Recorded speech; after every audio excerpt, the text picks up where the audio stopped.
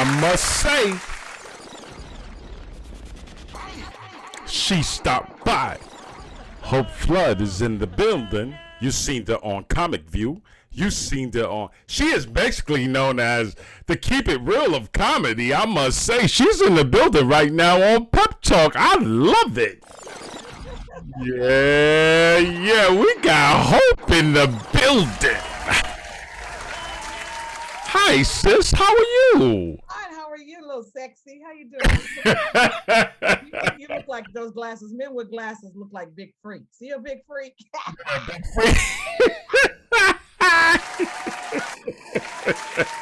Thanks for the compliment.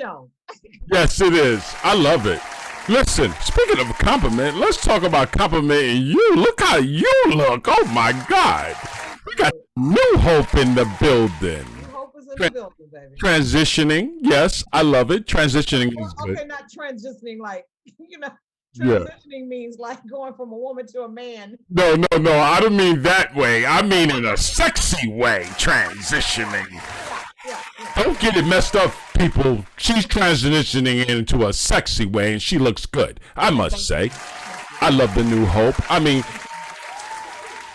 what's going on with you? Talk to us.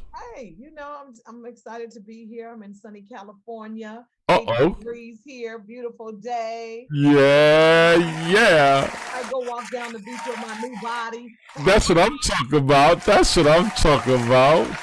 The new body looks good. It looks good on you, and I'm glad to see the new body. Talk to us more about it. I mean, what did you have to do differently in order to get yourself the way you are now today? Well, first my mom, my grandmother had diabetes. She died at 65. Right. They found her in the house dead 4 days. Sorry to hear that. That's okay. I'm from Benton Harbor, Michigan. Okay. Harbor. Shout out to the Harbor. Yeah. Yeah. And my mother died in 2004. Same thing, diabetes, went into a diabetic coma and died at 56 years old. And so I just decided that I needed to live, and I wanted to live. I have grandkids and I want to be in their lives.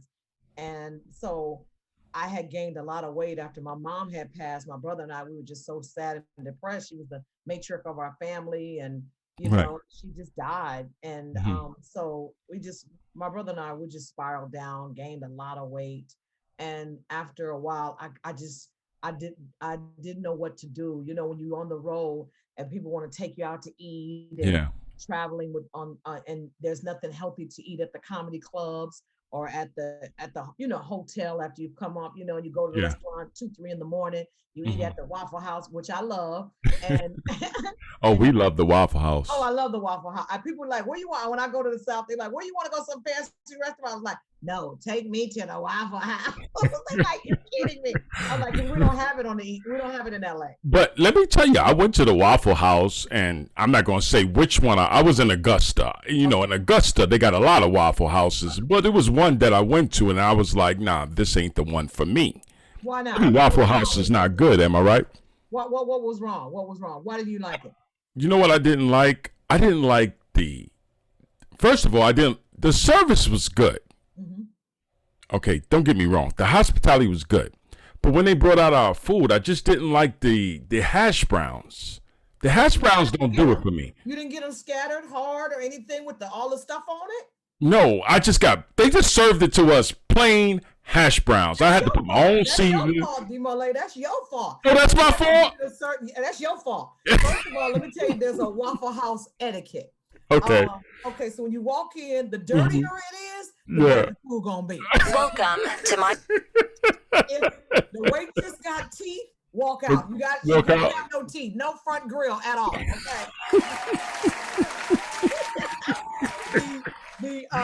The guy who the cook, he got to have a cigarette right behind him. A cigarette.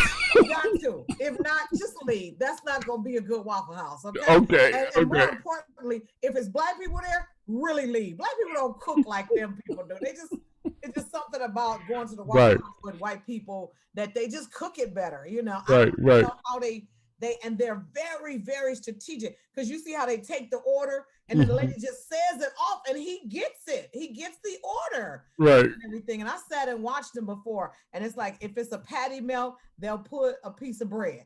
If Right. it's eggs, they'll put the eggs. If it's bacon, they'll put the bacon. If Right. it's something with pickles, they'll put it on the plate. And that's how they know what that order is going to be. Oh, okay. So All now right. you know how to eat at the Waffle House. Well, I just got my Waffle House etiquette. I love it. Now when I go back, I'm gonna say, hold on now. Hold on. You know what I mean? I learned from my sis. You know, Yes, Hope Flood told me how to eat at the Waffle House. This is how I want it. And if I ain't got it, like, this is the things to look for. Rather, if I don't look for these things, it ain't happening. You have not had their grilled. Have you ever had their grilled pork chops? They No. grill it in a skillet. Mm-hmm. They don't, they don't put no batter on it, but they grill it in the skillet. Right. Even though I've lost a lot of weight, I'm still a foodie. Ain't nothing wrong with that. Watch out, girl. I'm still a foodie. Ain't nothing wrong with eating good, you know. Some folks don't know how to eat good. Us as black folks, I'm not. Hold on now. I say us as black folks, but some black folks, they don't know nothing about seasoning. Right? Especially here in California, where we're very, very vegan friendly and health conscious. Talk about it. Everybody wants to eat, right, and Yeah. Everybody's going to therapy here. Yeah. Yeah, I love it. You talking now. You talking your talk now. That's what I'm talking about. But Hope, Yeah. we didn't come here for this. We came to talk about you and talk about what you got all going on. The greatness. Absolutely. So I'm hearing through the grapevine. What you want to talk about first? Let's talk about the 8th annual comic rock convention that you got going on. I love it. When I hear about that, I'm like, yeah, I want to go. Yeah, it's Talk to us about it. Event. It's something that God put on my heart to do. And it's basically, I took 30 years of what I learned in this business and didn't learn in this business, and I put it in workshops and seminars taught by other veteran comedians in the industry to help comedians win, to help them to stir up the other gifts and talents that they may have inside of them.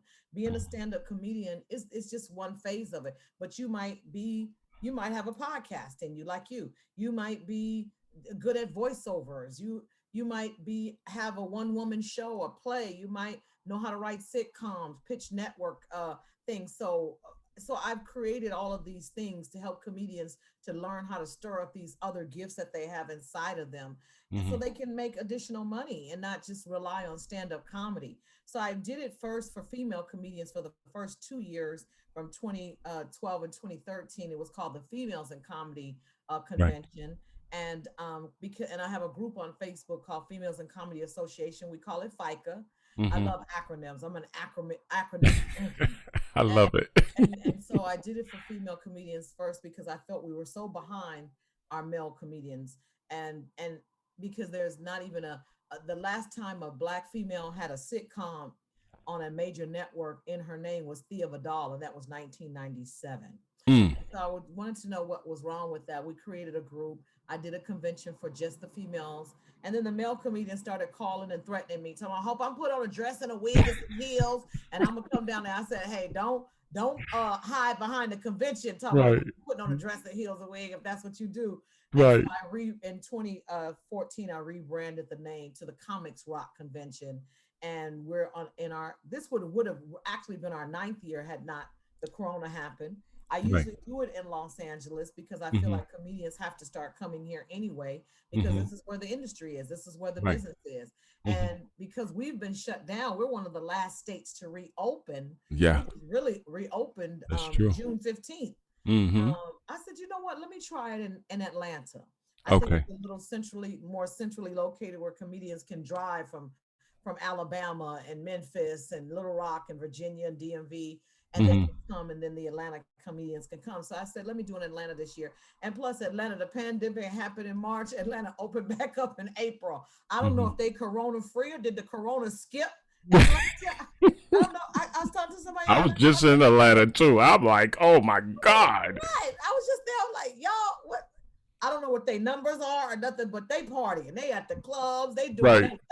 their thing. And so I said, I'll do it in Atlanta. And Mhm. so it's comicsrockconvention.com for any comedians that want to register and come. We do professional development day where comedians get their headshots done, their business cards, their Ooh. electronic press kits done, their Ooh. social media websites set up. Ooh. Everything that they need to be successful in this business, they will learn at the Comics Rock Convention. Mm. And then I honor people, D-Mole. Mhm. I started off honoring one person at a time. I started Mhm. off in LA with Michael Williams, who started the first ever Black comedy club, and we call it the house that Robin Harris built. Okay. And the comedy. I was going to get into that because I know you had some honorees there, and I wanted Yeah. to ask that question, Okay. but I'm sorry. you beat me to the bunch. But it's cool. It's cool. I started honoring. I started at the beginning. So Okay. I honored Michael Williams first, Ooh. and then the next year I honored Tina Graham, who we call the godmother of Mhm. comedy, and she's Okay. helped a lot of comedians. She's a talent booker out of New Jersey. She Okay. helped a lot of comedians get on the Bad Boys of Comedy, Def Comedy Jam, and Love it. Uptown Comedy and stuff. Yes. I honored her, and then I honored Ray Lambert, who started the first ever Black comedy club in Chicago. Shout out to Ray Lambert. Okay. Yeah. That's dope. Yeah. All jokes aside, and he started people like Bernie Mac and D. Ray Davis and Dion Cole, and all of those came through his club, and Mhm. so I honored him. And then and then I had Dick Gregory come and speak. He did one of the last speeches. Rest in peace, Dick Gregory. Okay. Well. Yes. Spoke, I brought him to speak, and he brought out all of old Hollywood. I met Richard Roundtree and Kathleen Bailey, Miss Parker. Wait a minute. Hold on. Before you keep on, I know you were in Bad Boy. So when you say, I mean that Bad Boy, Baby Boy. When you speak of Miss Parker, that's where Miss Parker comes from. Yeah. We're gonna get into that, but go ahead, continue with the honorees. And so I think I have one of the last audios of videos of Dick Gregory speaking in LA. Ooh, that's big. Amazing. He spoke for 4 hours. Ooh. And it was amazing. Then he came to one of the comedy clubs where we were showcasing and performed. It was so surreal. So this year in Atlanta, I'm honoring. We're going to be at Revel. Revel Atlanta. It's a beautiful. Shout out to Revel Atlanta. Yes. Beautiful club, and I'm honoring the legendary Marsha Warfield. I love it. That's big. That is definitely big. Yeah, she's getting the Living Legend Award. Okay. Marsha's been around. If you guys don't know who she is, she's Ross from Night Court. She's right now. I love her. She's on 911 right now. Yeah. She's been gone away from the business for 20 years. She was taking care of her mother and her sister who got sick, and now she's back, and she's amazing. And she's gonna do her one-woman show at the awards that she's been working on in Vegas. Okay. I'm also honoring J. Anthony Brown. That's my boy, J. Anthony Brown. He's soon to come on our Pep Talk. We had him on a digital cover, and we're going to put you on a digital cover, must I say. Pep Talk fans, we got to get Hope on a digital cover. We got to get on a cover because we represent our comedians of the game, and we love you guys. At the end of the day, J. Anthony Brown is very, very, very much, I must say, is one of our favorites, and we soon to have him up on Pep Talk. We ain't get him here, but we in the works with it. We working work. He's getting the Lifetime Achievement Award. Jay has done so I love it. He's so humble. Yes, he is. So I had to beg him to come. He said, "Hope I don't deserve no award." I was like, "Jay, you do. You keep the J spot open in Los Angeles." Yes, he did. Yep. Who can't go to the clubs. He ain't making no money, but he keeps it open for us. Yes, he does. And I just want to give people their flowers while they are here. As you should. I just want to do that. I'm honoring my boy, radio personality, comedian, actor, Mr. Ricky Smiley. I love Ricky. And let's talk about, do you have any more before I get into that, do you have any more honorees that you're doing other than Ricky? I do, but those are the most famous ones. But I have one other. Her name is Sylvia Traymore Morrison. She's the first Black impressionist and one of the first Black writers of Saturday Night Live ever. And she's like 70 years old. Okay. But she don't look it. I'm honoring her. I'm honoring a local promoter in Atlanta, Maurice Sims, Gary Abdul of the Atlanta Comedy Theater, and internet sensation comedian. I'm honoring one of them. The winner will be announced at the award show. And so I got some live musical guests. I'm looking at Angie Stone or Mickey Howard. I got DRS, Lamar Deuce Lubin, DRS from the group DRS, who sang Gangsta Lean. He's one of my friends. He's gonna come on. And so it's just gonna be a star-studded purple carpet event. I'm so sick of red carpet, so I do a purple carpet event. So yeah, that's it. Yeah, on the honorary. You know what I'm saying? You know how you get that first batch of fried chicken that come out of the grill? Yes. You're like, this thing is good. Yes. Your lineup is good. Thank you so much. I wish Lavish Life magazine can be in the building. Hold on, I'm gonna plug it. Monday, August 30th. August 30th. Okay. Atlanta. That's what I'm talking about. You're welcome to talk to them on the carpet and all of that. I would love for you to be there. Oh, thank you, sis. Hope Flood. We got our formal invitation. Lavish Life magazine on the carpet. Y'all heard it first. Hope Flood gave it to us. Hope Flood gave it to us. Let me ask this question before. I was gonna ask the question about. Matter of fact, let's ask that question. Let's ask that question. Okay. You spoke about radio. You did. We hear you on the radio on Siriusxm. We know. Can you tell everybody what station you on? Because I know what station you on. People know what station you on. A lot of people don't know. The ones that are not in the know, let's talk to them. Let's tell them what station you on. You hear me cutting up on Quake's house on Sirius 98. Kevin Hart's Laugh Out Loud Radio. I'm on there once a week because that's all Quake can take me is for once a week. Now, when she say earthquake, we talk about the comedian Earthquake. Yeah. When she say Quake, earthquake, we talking about? We talking about Earthquake. That's my boy. He calls me Lucifer. He call you. When I come on, there's no format. He have a whole show planned out. I don't follow the rules. I cuss his ass out and everybody on the panel because I know dirt on every last one of them, D-Mole, so they can't say I love it.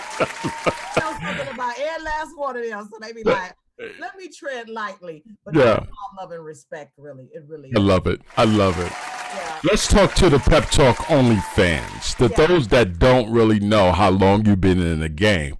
Can we talk to them? Let them know how long you've been in this comedy. Because you're known as the keep it real comedian. Yes. You understand what I'm saying? Let's talk to the Pep Talk OnlyFans. Let them know how long you've been in this game. September 1989. Ooh. So you a veteran. I'm a vet in the game. You're an OG vet. Yeah. That's right. When they see you, they better, hey, that's the OG right there. Watch out now. Wait a minute. Hold on. I just said watch out now. You know who famous for that one, right? You're really trying to channel your inner J. Anthony Brown. I'll let him know. Please do. So you've been in the game for a long while. For a while, let me just say that. Talk to the ones that are actually coming up in this comic thing, and if you was to give the little girl, the little boy, the ones that want to branch off into the comedian world, give them one great advice that you would give us. Let's give them one great advice. We don't need another damn comedian. That's what. We don't need another damn comedian. Okay. I'm giving it 100. What you do? Oh no! We don't need another comedian. Okay, why you say that? it's just so many comedians now. You know, when I started at 89, there were only so many female comedians, black too, Okay. and Hmm. stuff. And now, and I'm not saying any against them. Some of these people are amazing. When I do shows with them and I'm the headliner, I'll be in the back pacing. They be like, Right. "But you're the great Hope Flood." I was like, "That don't make me funnier than them. I'm just seasoned. Yes. I'm just older in the game or Okay. whatever. But that don't make me funnier than them." But I just feel like now that everybody, we make it look so easy because we've been doing it so long. We make it look so easy. And so now everybody thinks that they can be funny, and everybody thinks, and I'm not saying nothing, I'm clowning a lot of times or Right. whatever. Now we got these internet sensation comedians that are crossing over into comedy, and a lot of comedians are upset about it. It's almost like when Samuel L. Jackson got mad at all the rappers when they started doing movies, Yeah. you know, because they're Hmm. like, we're thespians, we paved the way and stuff. Or Hmm. like when the singers were upset at The Voice or America's Got Talent or any of Hmm. them and saying, you know, Jennifer Hudson and Fantasia and them, you know, they're becoming instant stars and they haven't gone through the process or the struggle. And I was like, Right. well, it's just a different time. I mean, is Dr. J mad because these kids are getting these $1 million contracts? Was he mad at Magic when he came along or whatever? It's just the time that it is, and Right. that they are the trailblazers and they paved the way for that.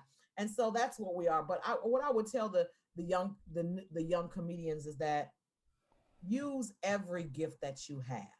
If you Hmm. sing, you need it. You need to use your singing. If Right. you juggle, if you shoot fire from your booty hole, whatever you got to do to make you to set yourself apart Right. from the other comedians and stuff, then that's what you need to bring. And that's part of what the convention does. Some people don't even know they have talent. I did radio in Dallas with Hmm. BJ in the morning Right. in Dallas for Hmm. 3 years. We took the station from a .09 to a 2.4 in less than 2 years. It's Ooh. very unheard Ooh. of. Very unheard of. I love it. And I didn't even know I could do radio until I got to do radio. And so that's another talent, a gift that I didn't even know I had. And when Right. I started doing, I was like, I'm born to do radio. And I had an amazing teacher with BJ Murphy. He allowed me to shine. He allowed me. He was the quarterback. He threw the ball to me, and my job was to make it funny no matter what it was. Yeah. And that's what we did. And I kept it real. I went to the Bible Belt, and one of our first on the air when we first got there. Now this is in Dallas. I'm coming from LA, very liberal LA. And my coworker said, Hope, would you sleep with somebody on the first date? I was like, yeah, because I need to know what they working with. What am I waiting 6 months and I'm emotionally attached? And That's all right. these women called the station. We don't do that down here. This the Bible Belt. We don't take that stuff back to LA. We don't do that. And one lady called and she kept it real. She said, they lying. They all lying. She said, I wish I would have slept with my husband before I married him. I know. She said, he a good man. She said, he a good man. He a good provider. But she said, he is horrible in the bed. Oh Lord. And, Yeah. Why y'all clapping? I know. I was doing it the Bible way. I was saying, God, this must be my husband. But I Right. tell women all the time, when you ask God for your husband, you got to ask him for everything. That's right. You Everything. better. You You better. better, because God, he give you what you want. He's the biggest comedian. I tell people all the time, he is actually the biggest comedian. Yes, he is. Of them all. That's that you must. I agree with you 100%. Definitely. So that's basically how it happens. So I'm just telling comedians and stuff that, and I tell these comedians when they come to the convention and I see them, I mentor a lot of comedians as well. And Right. I tell them all the time, ain't nothing funny right now, really, D-Mole. Ain't nothing funny. No. You know, from when the president that we had before to now what we're going through, it is so hard for us to get up here and make people laugh with people just dropping dead from this pandemic that we don't even know what it is. We don't That's know how true. to get it. We don't know how it got here. Mm-hmm. We don't know really how to treat it. As much as we say we do, we really don't. Nope. We're just experimenting at this point because I don't know if we saw this coming. Bush tried to, not Daddy Bush, but son Bush, he tried to tell us. And then Obama, the reason he fought for Obamacare so much is because he knew this was coming and people were going to get sick and they're going to need it to go to the hospital and have medical care. And so, ain't nothing funny. And so for us to get up here and try to make people laugh about these issues and these problems and stuff is very hard for us to do. But we make it happen. And I tell comedians all the time, just like people go to church for they want to hear the pastor what he has to say, they want to sit in their favorite seat, they want the usher to greet them, or they want to hear their favorite song, whatever's going to get them through that time. Yeah. That's why people come to the comedy club, Yep. because they are, whatever they're going through in their lives, they need to laugh. And laughter is a merry medicine. And I tell every comedian, we are ministers of laughter. Yes. So every time somebody comes into the comedy club for those 2 hours or however long, it is our job to make them feel better for the time that they're there. It's just our job. Yes. And I charge every last comedian to do their job. Yes.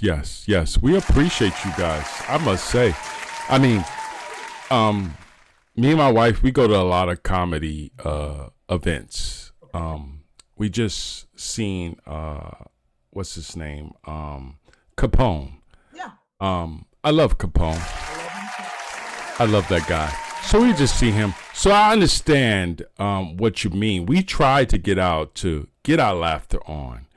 And before I say this, I want to ask, how has the pandemic really actually affected you when it comes to doing stand-up? Because I know at the end of the day, that's a part of paying your bills when you're in that profession. How has it affected you, Hope, before we open back up, now, when you think back? Not only did it affect my pocket, but it affected my mental. People don't realize that we get up and we tell these jokes for y'all, but it's really for us. It's our therapy. It's comedian therapy. Right. When I seen a lot of comedians going on Zoom and doing TikTok and all these videos and stuff, I said, his ass ain't gonna make it. She not gonna make it. She ain't gonna make it. He's not gonna make it.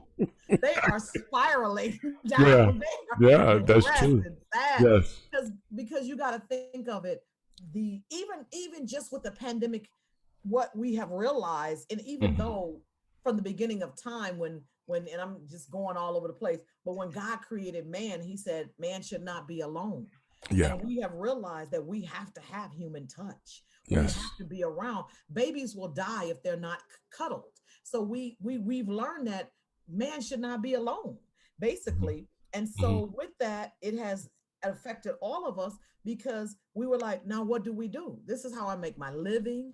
This is the touch of the fans, getting in the traveling all over the world and making people laugh and staying in hotels and getting picked up in limousines and just having a good time and laughing and stuff. Yeah, it has affected my mental. I had to really go into therapy. I really had to go into some deep therapy. And then I had to create another business and stuff, which I had already had my other business, which is my cannabis. Don't you get into it. Don't you do my job. We're not. Sorry. Don't you do my job, Hope. I'm sorry. You're good. Come on, let's talk about it. Since we're talking about it, let's talk about the other business, cannabis. Let's talk about it. Well, okay, so I have been, when I moved back to LA from Atlanta, Dallas and Atlanta in 2012, weed was legal here. Okay. I'm not a smoker at all, but being in the business and these hits starting to hurt, I was like, I got to start doing something to just to deal with all the hits. Right. Of all the no's and stuff in this business and stuff. And then my son smoked so much damn weed. I was like, I got to figure out how we gonna make some money off of this.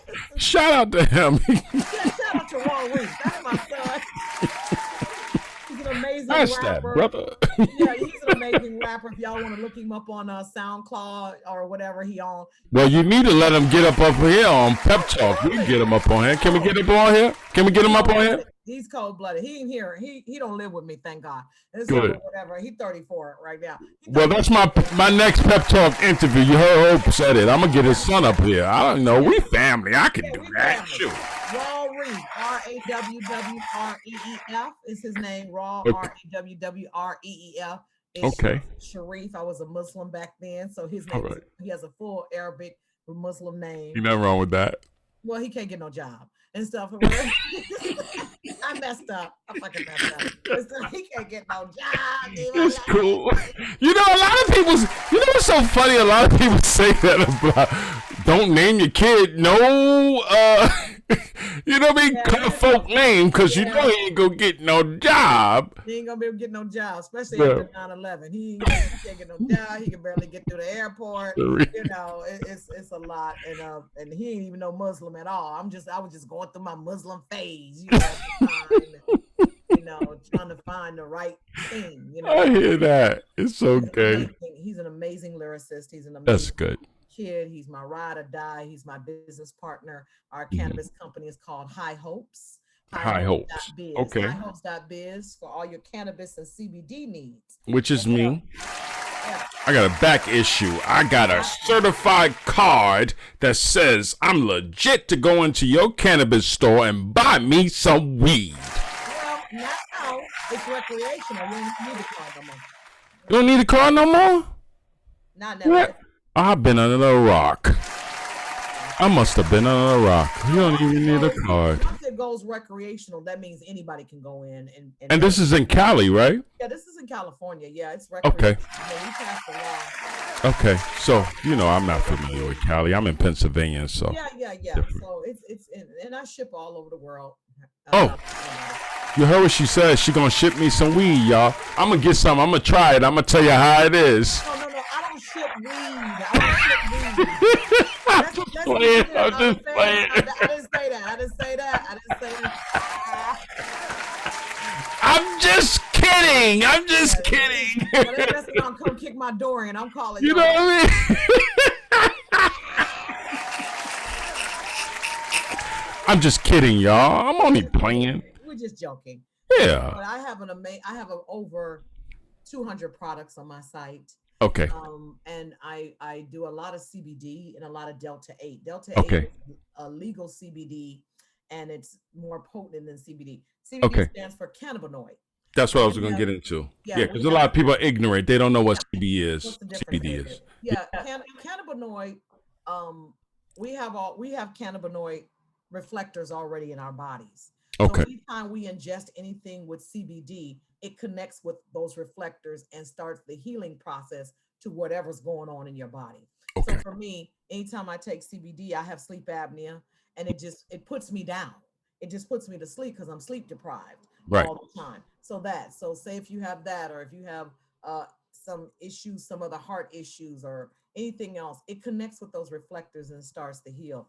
THC, tetrahydrocannabinoid, is what has the weed in it, what gives you the euphoric and high feeling. And the two have to work together to heal cancer. You cannot heal cancer without THC. Now, let me ask you a question before you continue. Because it seems like you've done your research. Yes. And I love that. How long did it take you actually to say, okay, I want to open up a business, but I have the research? Because a lot of people thinking that, oh, yeah, I'm just going to open a business because I got money. But how long did it actually really take you to research and say, okay, I know what I'm talking about. I know this business I want to get into. Let's talk about that. Well, one thing, I'm a Cancerian. So if anybody know anything, so shout out to all the cancers. If anything you know about a cancer. First. What do you mean? Birthday-wise or? July, I'm a Cancer, July 5th. July 1st, yes, sir. Okay. Yes, sir. Yes. So what you know about us is that if we don't know everything about it, we don't speak on it. That's true. That is. We're gonna be an expert on it. Otherwise, we don't speak on it. People speaking on something we don't know, we just listen, and then we learn, and then we start doing our own research so we can be an expert on it because we are know-it-alls at heart. So know-it-alls at heart. And so when people started asking me about it, like I just would do a lot of just THC. Right. And I was leaving money on the table because there were a lot of people who wanted to heal and wanted to have the products, but they couldn't have it because they have jobs where they test. Right. So I said, well, let me start researching CBD. Mm-hmm. and finding out more about both of them and what they do. And then people will call me up and say what some of their issues were. So it made me have to go and do some research and to learn the different strains and what they do and how they work and what does CBD do and how it works. Right. And so that's why I learned as much, and I'm still learning. I still learn new stuff every day. They have new products coming out every day, and so I'm still learning about the business. But I do know the most part. Like if you want to heal cancer, I think that what I really would like people to know is that cannabis has been around since the beginning. It's been around 100,000 years. Yeah. It's been around. Jesus used it in the Bible to heal people. It was called cannabosium, strange plant, flax. When he made the salve to make the blind man see, he used an indica plant. And so it's been around. The Indians smoked it. The Romans used it. So it's been around a long time. It's a healer, and somehow it got flagged and scheduled as a Schedule 1 narcotic drug, Mm-hmm. and that's because the pharmaceutical companies don't want you to heal. Hold on now, Hope. Hold on. I gotta touch on this because a lot of people don't see. A lot of people didn't realize it because you just educated me. I'm gonna be honest with you. When you mentioned Jesus, and you know, a lot of people don't know the history behind what they would call cannabis, marijuana, whatever you want to call it. They don't know the history. And I'm one of them. So when you said those key points about Jesus and he used it to heal these things, that means you did your research. You did. You did. Because I didn't know these things. I mean, you just educated me. And those that are listening right now, once again, I must say, yes, this is Pep Talk, and we kicking it, and you only going to get information when you listen. The attentive ear. You have to listen. And you didn't listen to what she just said. Can we go back a little bit and repeat it for those that don't have an attentive ear? Can we do that? Jesus used cannabis in the Bible to heal people. When he made the salve to make the blind man see, he used the indica. That was really what was only around at the time. They Mm-hmm. have a lot of new strains now. They have a sativa, which keeps you up and makes you creative.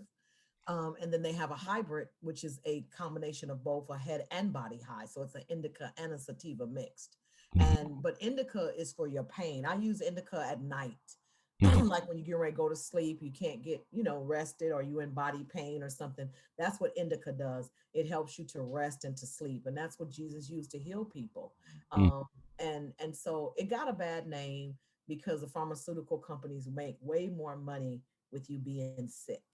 Mm-hmm. They make way more money with you taking prescription drugs. And I think that's our slogan. We are healers, not dealers.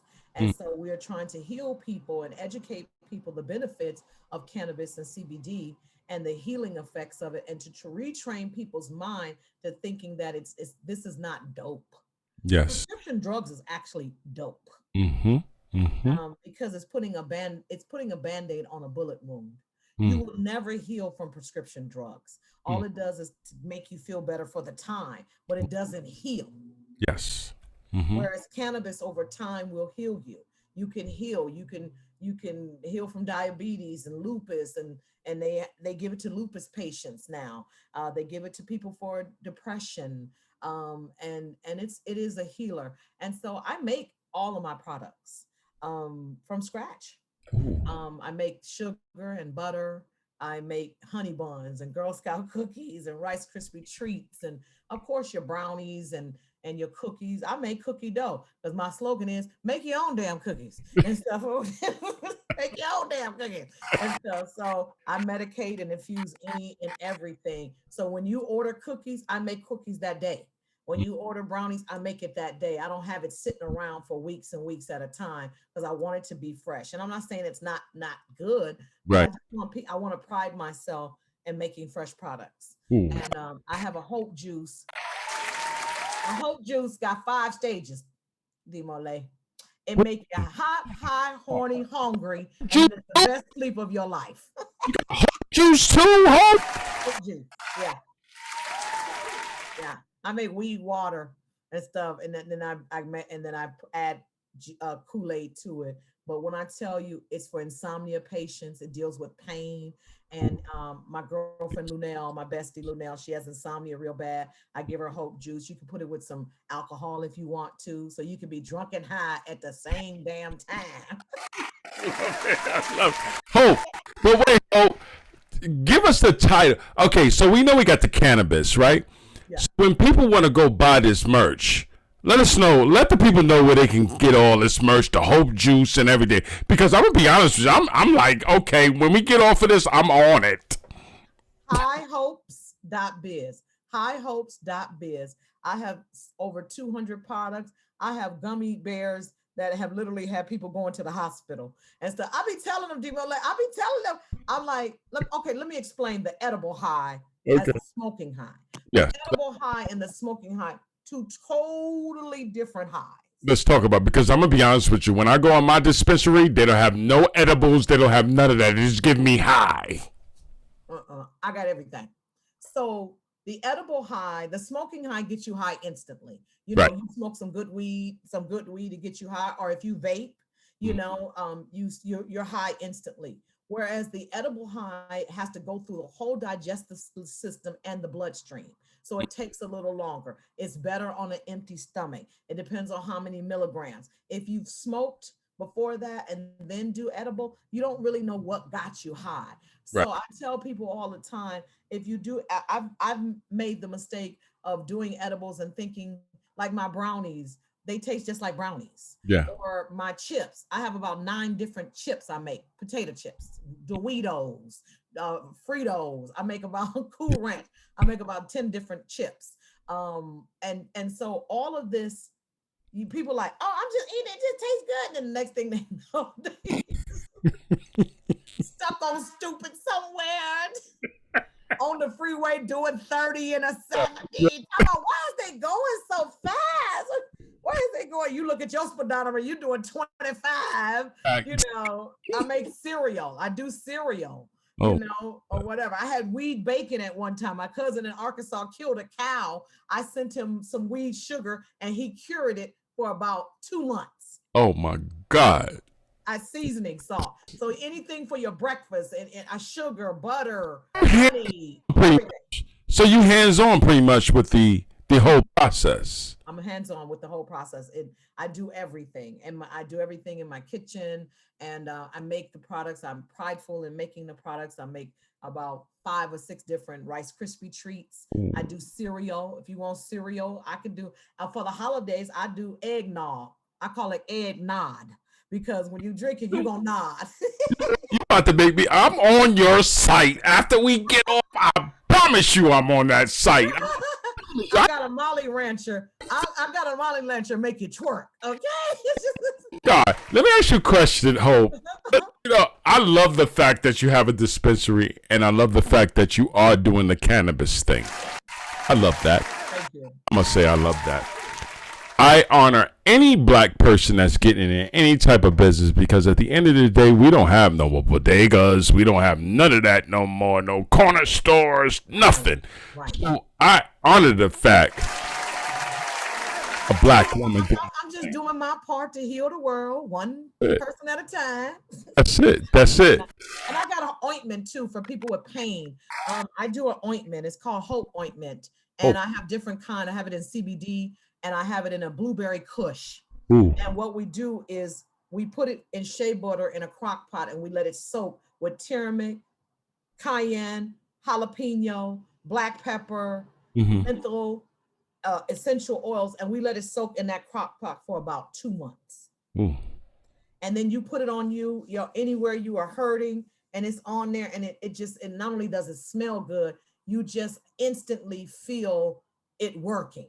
You just feel it working. So people who have pain and arthritis, and we've perfected that. Me and my girl make that, and I'll tell her, it's not strong enough. Put it back in the pot. Let's add this, that. And we arnica. We add a lot of things that are for pain. Okay, now Hope, I don't want to cut you off, but when you say it's for pain, yeah, does it work?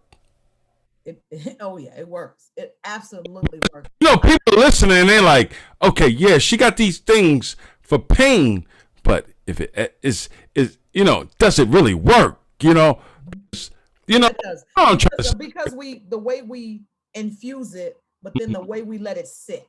We Mm-hmm. let it sit. The longer it sits, the more of the oils can soak in to do the healing. And all of the things that we put in it are all healing properties. Got you. Arnicas, the Okay. turmerics, the black pepper, the cayenne, the essential oils that we use, and the kush, the blueberry kush, the actual THC that Mm. we put in it. All of those, the menthol, the mentholatum, all of those things are healing things. Okay. So once we do it and we mix it all up and blend it up, when you put it on your body, not only do you smell good, you can feel it tingling. You can feel it healing your body, and then it just puts you to sleep. A Mm. lot of it, a lot of the healing is in the rest. A lot of the healing is in the sleep. That's why when Jesus put Adam to sleep to make the woman, so the healing is in the rest. And a lot of us are not getting rest because we're in pain. Let's talk about it now. Let's talk about it. Let's talk about it. You hit many key points, Hope. There is hope in healing. Yes, it is. Yeah. And so I have a friend, they buy it. He says, I put everybody take a bath. We put it in the microwave, we warm it up. He said we put a rubber down, everybody passed out. Okay, everybody's sleeping and feeling good and healing. Because just think about it. When you are not in pain, you can rest. That's true. That's true. That's true. I love it. I love it. Hope, I love everything you're talking right now. You're speaking my language. Thank you so much. I must say, and I really wish you nothing but success in everything that you're doing. I'm in tune, and I promise you, I am definitely. Holla at your girl. I got you. Definitely gonna I got to connect with the connect. Yes. And people buy different things, and they try different things, and some people don't like this, some people like that, but they try different things and stuff. But my Cheetos, I call them Weezits. Now you got Cheetos, Hope. I got Cheetos. Hope, come on, man. You got too much going on, girl. You Amos cookies. You know, the Biscoff cookies. I medicate the Biscoff, all the Girl Scout cookies. I got all the Girl Scout cookies. Oh, might as well get high while your kids selling them Girl Scout cookies. Hope. Can I go back a little bit, though? Yeah. Because, you know, I'm in Pennsylvania. Uh-huh. How the hell I'm going to get your product? How can I get it? Just go to the website, highhopes.biz, make your order, submit it, and it'll tell you everything that you need to do. Oh, that's all I need to know. I'm in business. I found me a new dispensary that's going to give me everything I need. I love it. And see, some of those dispensaries, I think when the law passed, I don't know if y'all's passed, where even your edibles and things can't be over 100 milligrams. Right. Oh, no, my stuff is 400 and 500 milligrams. Oof, look at this. Look at this. There is hope. I swear there's hope. I love it. Hope. Let's get into one more thing. Couple of more things. I got 3 more questions, and I'm gonna let you go because I know you're a busy woman. No, I got you, bro. I know you're a busy woman. Can we talk about the name? Is that your real? Because a lot of people, I don't know if you've been asked this. You've been a lot of interviews. I don't know if you've ever been asked this, and you probably have. But a lot of people that are in the know and don't know, is Hope Flood your real name? Actual real name. I can show you my driver's license. My mother, when she was pregnant with me, my great grandmother and them used to watch The Young and the Restless, and there was a girl on there. I think she's still on there. Her name was Hope. And they said she's gonna act just like this girl. This lady was very smart. She started off as a child actress on that show, right? And so they named me Hope, and my middle name is Mimieux. I don't tell my people my middle name. It's Mimieux after a famous actress, Yvette Mimieux, and she's a white actress and stuff. And Flood is my grandfather's, my family last name from Arkansas, a little town in Arkansas called Damascus, Arkansas. That's where all the floods, that's where it started. And my grandfather's last name. Okay. Yeah, and so Hope Flood. Yeah, that's my real name. I don't know if they knew I was gonna be in the business or whatever, but that is my name. I love it. That's what's up. That is definitely what's up. I love it. Okay, Hope, let's get into a more serious matter. Let's talk about, now, everybody's seeing you transitioning. And when I say transitioning, losing weight, things of that nature, you look good, I must say. Thank you. Is you switching? Does your material change as far as stand up? It has to, because I used to talk about being a big girl. That was the Yes, thing yes, that yes. you had on my thing that and everything, and I'm not a big girl anymore. Well, you And win. so Everybody don't see her. Hope looking good, boy. thank you. I'm thick, but I ain't no big girl, whatever. And so yeah, that has to change. I'm gonna have to figure out to get rid of that, or I don't want to get rid of that because I always want to represent for my sisters. I think that was one of the things that Monique did. She just kind of abandoned the big girls after she was so, Mm-hmm. about being a big girl and this and that, and then she lost all that weight, and she just kind of abandoned the big girls. Mm-hmm. And so I don't want to do that. I want to I want to encourage my sisters to get healthy. Right. It wasn't just about losing weight because I was, you know, it was because I needed to be healthy. I have grandkids. I want to be in their lives. I want to be here a long time. I'm going to be here a long time. And I tell a lot of people, if you look at your family tree, and if you got somebody in your family that lives to be 98, 100 years old, that could be you. Do you want to live it well, or do you want to live it sick? And you have to decide that. And just being a petite girl, I'm 5 feet tall, a 6.5 shoe, 300 pounds is way too much weight. And every time everything, people need to know that everything related to your health is your health problem is related to your weight. Right. I would go to the doctor. My knee hurt, lose 50 pounds. My back hurt, lose 50 pounds. Everything was related to my weight. Mm-hmm. Thank God I never got diabetes or high blood pressure or any of those things, but I was borderline. I was like, say, if it was 59 points, 60 was the thing, I was at 59. I had sleep apnea, and I was miserable being a big girl. I'm not shaming Lizzo or any other person that's a big girl. It made me depressed, and it made me very suicidal. And I didn't like being a big girl because I was carrying too much weight on my frame, my body and my frame and stuff. I was just carrying too much weight, but I was depressed. I was depressed. My marriage, my ex-husband used to feed me, because I was in the South with him. He cooked, and he figured the bigger he get me, then maybe nobody would want me. Mm. And then I felt like, if I was bigger, nobody would want me, because I just didn't want to be bothered with relationships or anything like that. So I was okay. I was hiding behind the fact. Mm-hmm. That's what it was. I was hiding behind the fact because I did not want anybody to want me. Mm-hmm. I've never said that before, but that's why I did it. And so after I, went to counseling, and what I did, Dimole, I was like, what is it that is making me sad? Right. What is it that's making me suicidal? What is it that's making me so depressed? I had to get to what it was. Mm-hmm. And I didn't like who I was when I looked in the mirror. I didn't like it. Mm-hmm. And so I said, okay, what do I need to do about it? And so I'm working out. I'm doing all this. But when you're traveling on the road and you sleep out of suitcases and everything, it's hard to eat healthy. It's hard to pick healthy stuff. And I'm not that disciplined.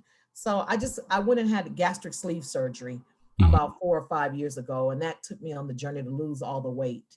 And then from there, after the hanging skin and stuff, and I didn't like that. So then last year, I've worked for the last 2 years and had all of that cut off. So I've had about 13 surgeries just to get all of it done.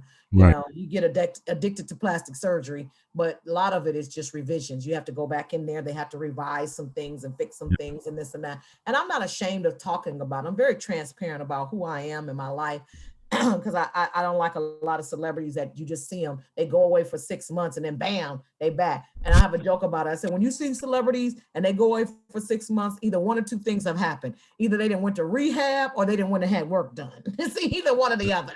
That's facts. That's true. That is so true.